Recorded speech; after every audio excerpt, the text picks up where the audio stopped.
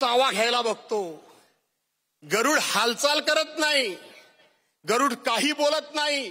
कावळा प्रयत्न करतोय, पाठीवर बसले आहे आणि त्याच वेळेला गरुड एक झेप घेतो, भरारी घेतो आणि तो उंच उंच उंच इतका उंच उंच जातो की जो कावळाला वाटत होतं की मी गरुडाच्या मानेचा घोट घेईन, मी गरुडाला या ठिकाणी मारेन, तो कावळा श्वासोश्वास करता तडफड करायला लागतो।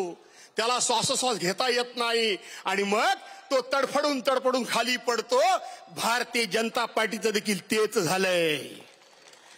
त्यांना कळलं नाही, त्यांना वाटलं उद्धव साहेब साधे आहेत, भोळे आहेत, सौम्य आहेत, पण हा वाघाचा बच्चा आहे, हा गरुड आहे। या गरुडाच्या मानेला चावा घेण्याचा प्रयत्न भाजपाने केला आणि आज भाजपा 400 पार नाही तर तडीपार व्हायची वेळ आली। या गरुडानं त्यांना ते तडीपार केलंय, या गरुडानं त्यांना तडीपार केलंय। कोणाच्या नादाला तुम्ही लागलात याचा विचार केलात नाही।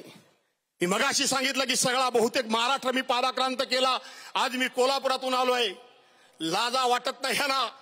हे जे गेले ते सांगत होते की नरेंद्र मोदींचा फोटो लावून आम्ही निवडून आलो, नरेंद्र मोदींचा फोटो लावून शिवसेनेचे आमदार निवडून आले। मागच्या एका सभेमध्ये मी सांगितलं होतं, मी जाहीरपणे सांगतोय की निवडणुका केव्हाही येऊ द्या, उद्धव साहेब नरेंद्र मोदींचा फोटो कधी बी बॅनरवर लावणार नाहीत।